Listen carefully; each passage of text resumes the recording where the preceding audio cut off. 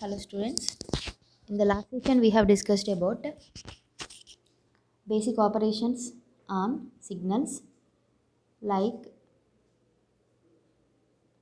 time shifting, time scaling, time reversal and amplitude scaling, addition of two signals, multiplication of two signals and subtraction of two signals. So in that operations, three operations, time scaling, time reversal and time shifting, these three operations are done on x-axis, and amplitude scaling, addition, multiplication, subtraction done on y-axis. The variations will be on y-axis. Now I am going to see classification of signals. Classification of signals. So based upon their nature and characteristics in the time domain, they are classified into two based on nature and characteristic. First one, continuous time. Second one, discrete in time.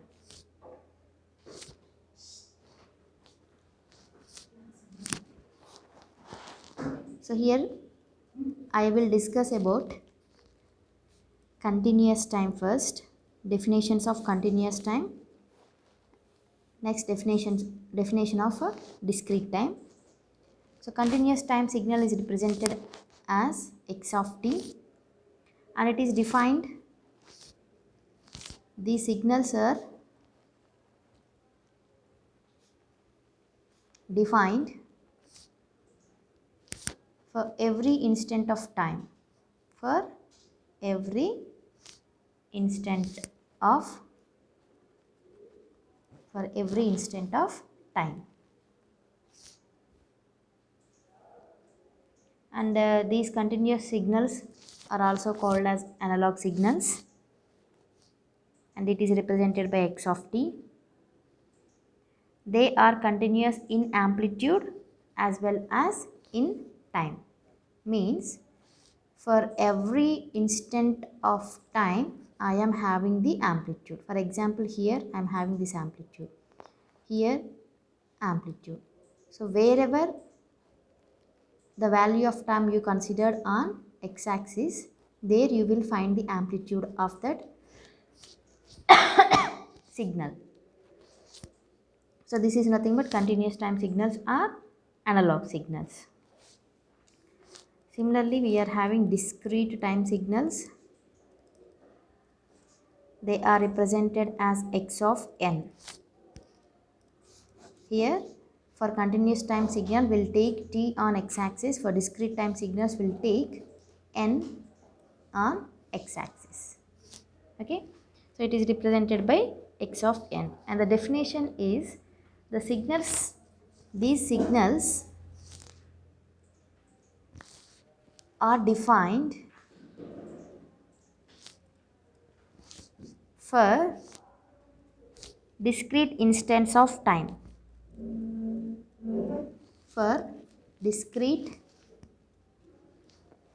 instants of time.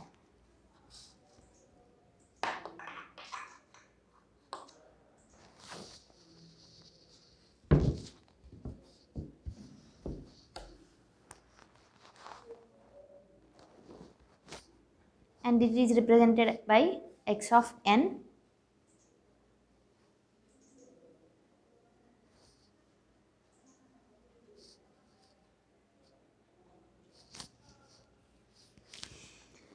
So here these two classifications, continuous time signals and discrete time signals, these two classifications are done based on their nature and characteristics. Now these two continuous time and discrete time signals are again classified into the signals like deterministic and random signals.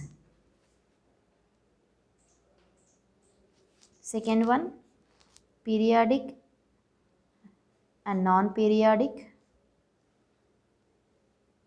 Okay, here I am drawing the example of this discrete time signal. So here the signal is having amplitude for these times only. In between these two samples the amplitude is not defined. If it is not defined means we have to consider it as a 0. Okay, so periodic and non-periodic signals. Next classification, energy and power signals. Fourth one, causal and non-causal,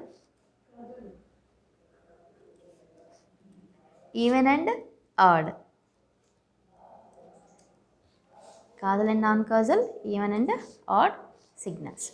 So first I am going to discuss about first classification, that is deterministic and random signals. So what is the definition of deterministic signal?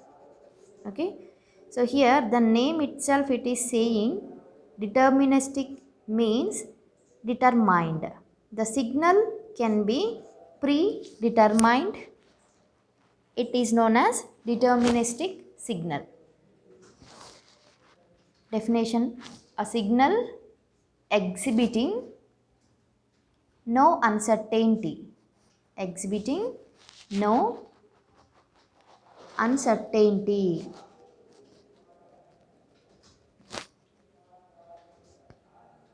In magnitude or in phase at any given instant of time. At any given instant of time is called deterministic signal. A deterministic signal has regular pattern. For example, we can consider a sinusoidal signals, either sine signal or cos signal. If I consider the sine signal or cos signal, it is having the time period of capital T, that is 2 pi f or omega. So it is repeated regularly with a time period T. So I can say that it is having a time period T is equal to 2 pi f, and it can be predeterminable signal. So all sinusoidal signals are known as deterministic signals, and the signal like this is also a deterministic signal. If a signal is having the regular time intervals, then wherever the period we can consider, the same pattern will exist. There is no deviation from a signal. If deviation is there, then we can't predetermine that signal, then that signal belongs to the random signals. So all deterministic signals exhibit no uncertainty, and it will have the regular intervals of time and phase, magnitude and phase. So examples are cos omega t, x of n cos omega n. We can consider either continuous time signal or discrete time signal. Next, what is random signal? Random, the name itself it is saying there is uncertainty in a signal. Randomly it is having some variations. There is no certainty of a magnitude and phase. A signal exhibits uncertainty in its magnitude and in phase at any instant of time. At any instant of time. It is known as random signal. And what are the examples of random signal? The examples of random signals can be a noise signal. So we can't predetermine a noise signal. Noise signal is having the high frequency and its frequency can be undeterminable, unpredictable. So example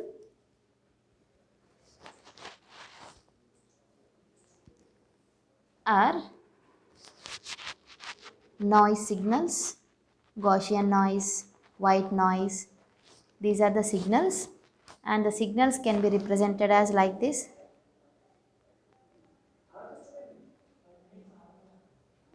Like this, the signal will have the disturbance. So it is having uncertainty along its period. Next classification is periodic and non-periodic signals. Periodic and non-periodic signals. So periodic signal definition is a signal which has a definite pattern and repeat itself at a regular intervals of time. A signal which has a definite pattern and which repeats itself at a regular intervals of time. At a regular intervals of time. It's called a periodic signal. Example, x of t plus t is equal to x of t for all values of t, capital T. So it is known as periodic signal, and I can write all signals like sinusoidal signal. All sinusoidal signals are periodic signals which are having the regular intervals of time, and that is known as 2 pi f or omega. So all sinusoidal signals are come under periodic signals.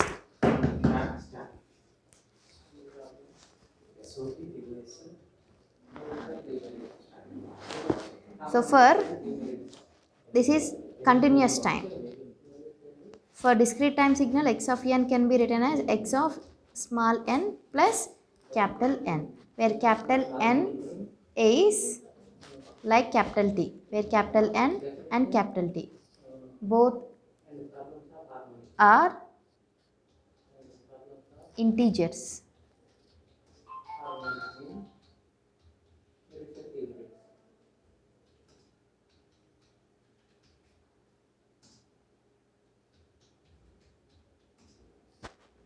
Sorry, here not capital N, capital T, small n and small t. So here, what is fundamental time period or fundamental frequency? Fundamental time period.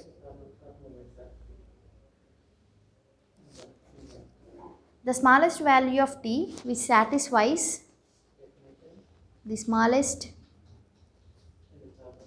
value of t which satisfies the condition. What are the conditions? X of small t is equal to t plus t, or x of n is equal to n plus capital N. If the signals which are satisfying these two conditions are known as periodic signals, and the smallest value of capital T and capital N which satisfies this condition is known as fundamental time period. And the fundamental frequency can be, we can get the fundamental frequency by taking the reverse of t. So f is equals to 1 by capital T. So here omega is equals to 2 pi f, that is 2 pi by capital T, or I can write T is equal to 2 pi by omega. So here we are going to do a problem on this periodic and non-periodic signals. So first one is sine 12 pi t. So for the problems we are going to discuss now, we have to comment that the signals are periodic signals or non-periodic signals. If the signals are periodic signals, then what is the time period we have to determine, and also we have to determine what is a fundamental time period and fundamental frequency. Okay. So for the given problem sine 12 pi t, it is in the form of, we know that the basic signals can be represented, the sinusoidal signals are 2 pi f t. So here 2 pi f is nothing but 12 pi. So omega is equals to 12 pi. Omega is nothing but 2 pi f, that is nothing but 12 pi. So f is equals to 12 pi by 2 pi. I am having the frequency f is equal to 6. If f is equals to 6, t is nothing but 1 by 6 seconds. So it is having the time period 1 by 6 seconds. Okay. So it is a periodic signal. The periodic signal is having the time period 1 by 6. Next, if we are having the signals like this, 3 sine 200 pi t plus 4 cos 100 t. We are having the signals like this. One signal x1 of t and this is x2 of t. It is in the form of x1 of t plus x2 of t. So individually we have to calculate the time periods for the x1 of t and x2 of t, and later we have to do, that is, if the two signals are in the form of x1 of t and x2 of t, the sum of two periodic signals is periodic only the ratio of their respective time periods, that is t1 by t2 is rational. If t1 by t2 is rational, then the combination of x1 of t and x2 of t signal can be treated as a periodic signal, otherwise non-periodic signal. If it is periodic, we have to calculate what is the time period. So how to calculate the time period? Fundamental time period. The fundamental time period can be calculated as LCM of T1 and T2. We have to calculate T1 and T2, and you have to do the LCM for the T1 and T2, then you will get the fundamental time frequency. Fundamental frequency or fundamental time. See here, for this x1 of t, 3 sine 200 pi t. So it is in the form of, if it is sine omega t, omega is nothing but 2 pi f. So here omega is nothing but 200 pi, then 2 pi f is equals to 200 pi, then f is equals to 200 pi by 2 pi. I got f1, consider it as f1. So t1 is equal to 1 by 100. Similarly for x2 of t, 4 cos 100 t. So 2 pi f2 is equals to 100.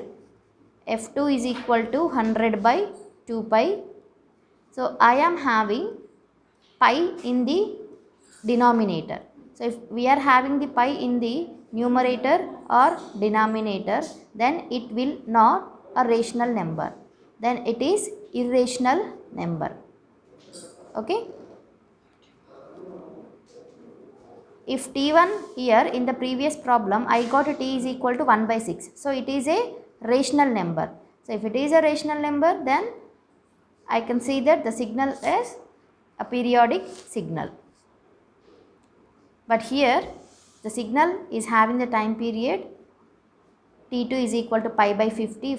If that time period involves the symbols like pi, then it is irrational number. If we are having the irrational number, then the given signal is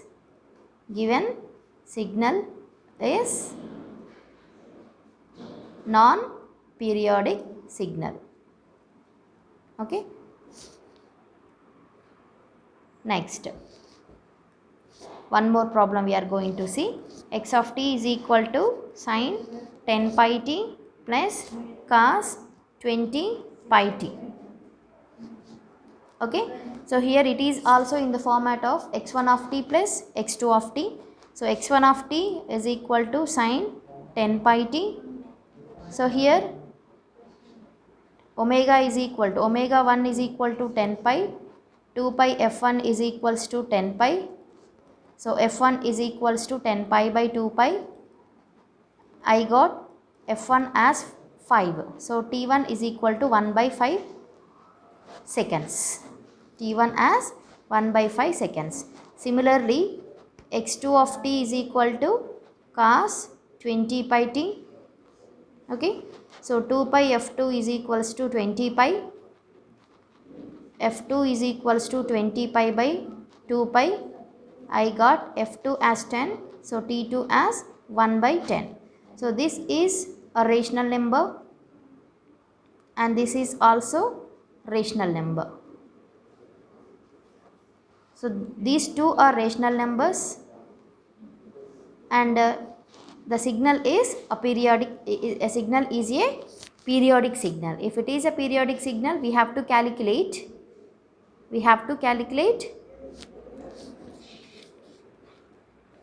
so here how to say that the signal is periodic means what is t1 value? t1 I got it as a 1 by 5 and what is t2? It is 1 by 10. Then the ratio of two periods, that is t1 by t2, 1 by 5 by 1 by 10. So I'll get as 2. So the ratio of two periods I got a rational number. So if it is a rational number, then given is periodic signal. If it is periodic signal, you have to calculate fundamental time period. So fundamental time period can be calculated. Fundamental time period can be calculated as LCM of T1 and T2. So I got LCM of T1 and T2 is 1 by 5 seconds. Okay. So what is T1 1 by 5 and what is T2 1 by 10? You have to do the LCM of 1 by 5 and 1 by 10. So we'll get 1 by 5 seconds. So it is a fundamental time period.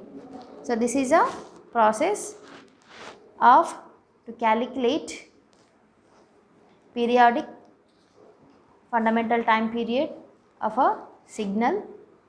Thank you.